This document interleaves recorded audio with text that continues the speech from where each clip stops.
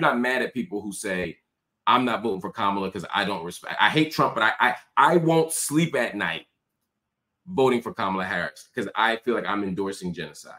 I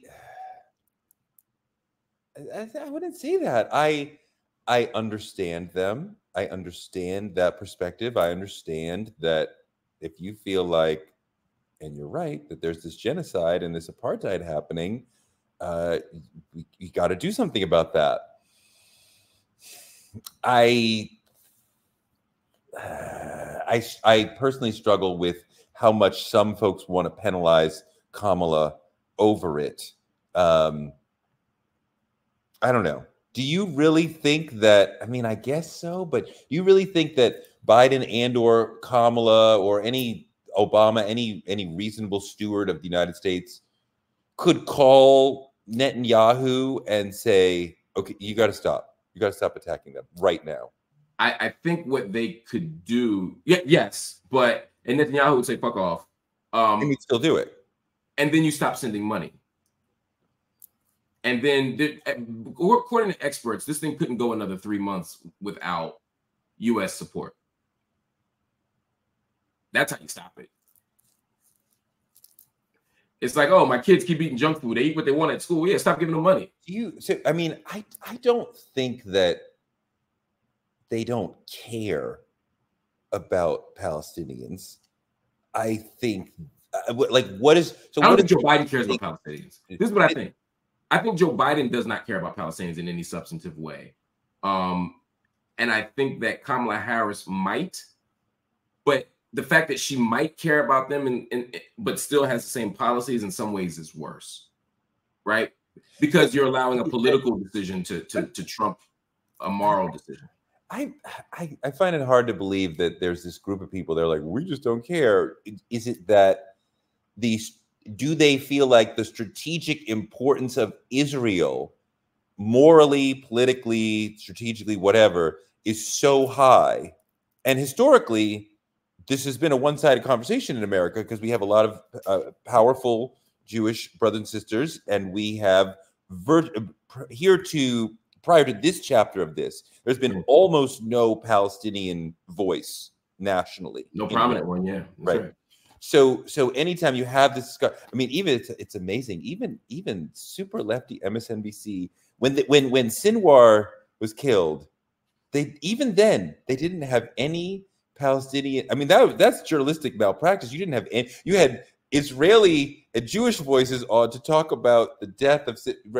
We just couldn't find anyone. But is it that Israel is so important to America and in that region that we're like, we'll do anything to support Israel and we will look away even when you do horrific things? Would you allow that answer from slaveholders in the South? It's not that we don't care about Black holders. It's just that slavery is so important to the American economy. It's so central to who we are that we have to allow it to keep the nation going. Would you allow that as a reasonable defense to an argument that you care about Black people? Would I say that's an acceptable defense? No, right? No, but not just an acceptable defense, but couldn't you reconcile it? Is it possible to care about Black people? And is it possible is there any way where you could allow for slavery to exist and endorse it and still care about Black people? Is there any excuse good enough that would allow you to reconcile those two ideas?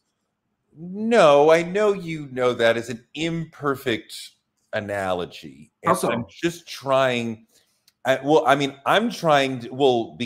I think nothing of the humanity of thousands of slave owners. And I think that Biden, Obama, because we had a similar chapter of this when Obama was president. Biden, Obama, and Kamala, just those three deeply thought, deeply read individuals, right? Who I think are, for the most part, moral people.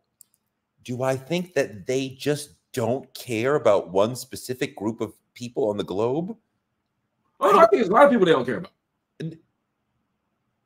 I mean, I think they prioritize certain people over others, right? It's not a don't care, but that's what I'm trying to get at. Like, is Israel? They feel like Israel's so powerful. Like, I feel like a lot of times at our level, we've read a bunch, but we still simplified the issue. And if you were like in the White House, you'd be like, here's why we can't just tell Israel stop doing what you're doing, because like, okay, all right, that I understand that. It's not that we don't care, it's that we can't stop. That's a tough one, because you're essentially saying ignore all the knowledge and information and history and facts and assume that there's a secret reason that they're doing this that we don't have access to that would justify.